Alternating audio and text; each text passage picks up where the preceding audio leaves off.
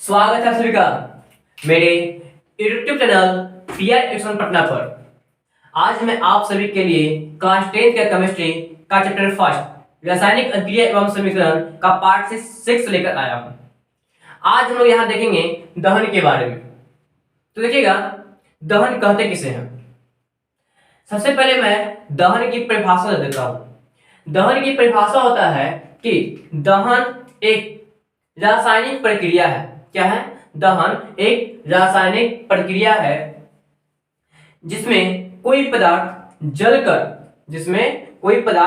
जलकर उष्मा और प्रकाश देता है। क्या करता है? उष्मा और प्रकाश देता है, तो उसे दहन कहते हैं। क्या कहते हैं? उसे दहन कहते हैं।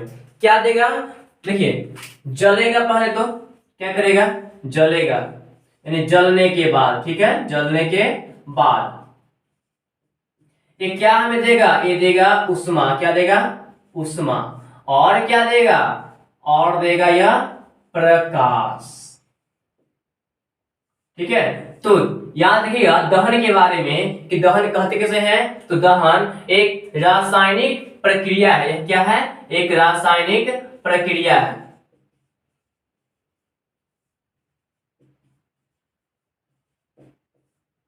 जिसमें कोई पदार्थ जलने के बाद, क्या जलने के बाद मतलब जब जलता है तब वह क्या देता है? उष्मा और प्रकाश देता है। क्या देता है? उष्मा और प्रकाश देता है। तो उसे क्या कहते हैं? उसे दहन कहते हैं। क्या कहते हैं? उसे दहन कहते हैं। दहन होने के लिए 3 शर्तें हैं। कितनी? 3 शर्तें। दहन की कितनी शर्तें हैं?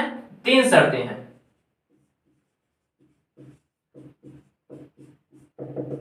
दहन के 3 शर्त है। ये भी बहुत ही बाजी लगाता है। तो देखिएगा, सबसे पहला इसका शर्त है कि दहनशील पदार्थ की उपस्थिति। क्या? दहनशील पदार्थ की उपस्थिति।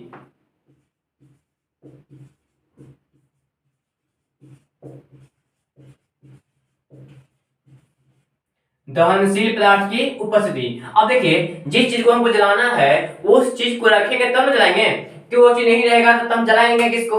इसलिए दहनशील मतलब जिसको जलाना है उस पदार्थ की क्या होनी चाहिए? उपस्थिति होनी चाहिए, मतलब वहां पर मौजूद होना चाहिए। अब हमको किसी को पीटना है तो क्या वो यहाँ पर रहेगा तो ना पीटेंगे, कि हमारा हाथ बहुत लंबा है कि हम उसको जाकर वहां पर पीटेंगे ऐसे। तो देखिए, ध्यान दीजिएगा, दहनशील पदार्थ की क्या होनी चाहिए? उपस्थिति होनी चाहिए। दूसरा है पॉइंट नंबर 2, ऑक्सीजन गैस की उपस्थिति होनी चाहिए। ऑक्सीजन की किसकी? ऑक्सीजन की उपस्थिति होनी चाहिए।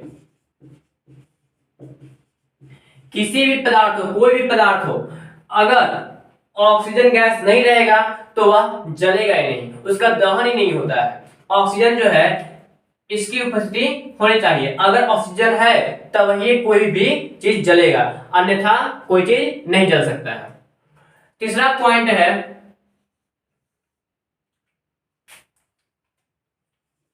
दहनशील पदार्थ की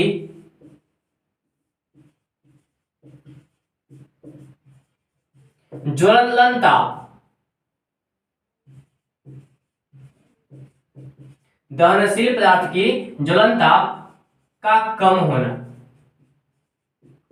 अगर दहनशील पदार्थ की ज्वलनताप कम होगा तब ही यह दहन होगी, अन्यथा दहन नहीं होगी। जैसे कि यहां पर बात आती है यह ज्वलनताप। क्या? ज्वलनताप। तो ये ज्वलनताप क्या है? तो ध्यान दीजिएगा,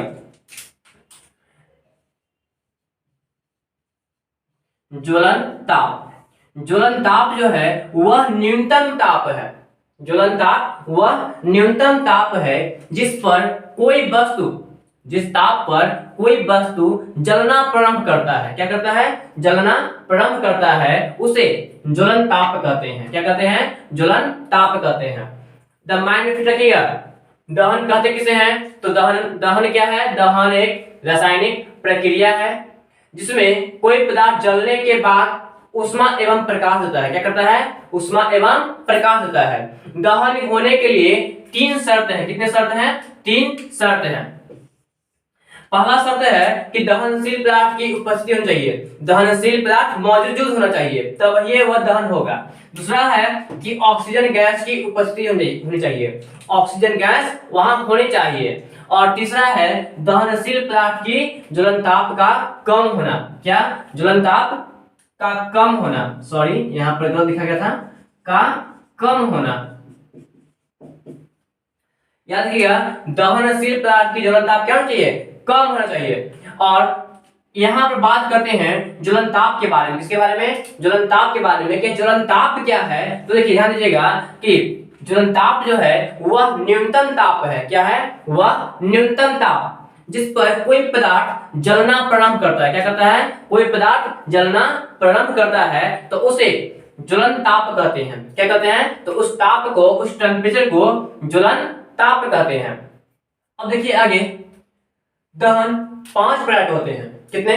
दहन 5 प्रकार के होते हैं। पहला मंद दहन, दूसरा द्रुत दहन, तीसरा उथल दहन और चौथा स्वतः दहन, स्वतः दहन, और पांचवा होता है विस्फोटक दहन। तो ध्यान दीजिएगा सबसे पहले मंद दहन के बारे में कि मंद दहन कहते किसे हैं। तो देखिए ध्यान दीजिएगा कि वैसा दहन, कैसा? वैसा दहन जिसमें ऊष्मा और प्रकाश, क्या? जिसमें ऊष्मा और प्रकाश, ऊष्मा और प्रकाश बहुत ही कम, क्या? बहुत ही कम उत्सर्जित होता है। मतलब वैसा दहन जिसमें ऊष्मा एवं प्रकाश बहुत कम उत्सर्जित होता है उसे मंद दहन कहते हैं। क्या कहते हैं? उसे मंद दहन कहते हैं। उसके बाद द्रुत दहन, इसमें ऊष्मा और प्रकाश बहुत अधिक उत्सर्जित होता है। देखिए याद रखिएगा, मंद दहन में ऊष्मा और प्रकाश बहुत ही कम होता है, ठीक है। द्रुत दहन में ऊष्मा और प्रकाश काफी अधिक होता है, काफी अधिक होता है। उस दहन में, इसमें ज्वाला, यह जो है यह ज्वाला के साथ उत्पन्न होता है। किसके साथ में? ज्वाला के साथ ही यह उत्पन्न होता है। और स्वतः दहन, यह जो है यह खुद से, अपने आप से, इसको बाहर से कहीं से टेम्परेचर देने की जरूरत नहीं पड़ता है, यह खुद से, ठीक है, यह खुद से दहन हो जाता है। यह खुद से स्वयं ही क्या करता है? यह दहन हो जाता है। और विस्फोटक दहन, इसमें क्या होता है कि इसमें जब दहन होती है तो दहन के साथ साथ, देखिए ऊष्मा और प्रकाश तो देता ही है, इसके साथ में यह आवाज भी उत्पन्न करता है। क्या करता है? यह आवाज भी उत्पन्न करता है। याद रखिएगा, मंद दहन जिसमें ऊष्मा और प्रकाश बहुत ही कम मात्रा में उत्सर्जित होती है। द्रुत दहन जिसमें ऊष्मा और प्रकाश काफी अधिक मात्रा में उत्सर्जित होती है। उद्दहन जिसमें यह जो है यह दहन होने के साथ साथ यह ज्वाला के साथ ही दहन होता है। उद्दहन जो है यह ज्वाला के साथ ही उत्पन्न होता है।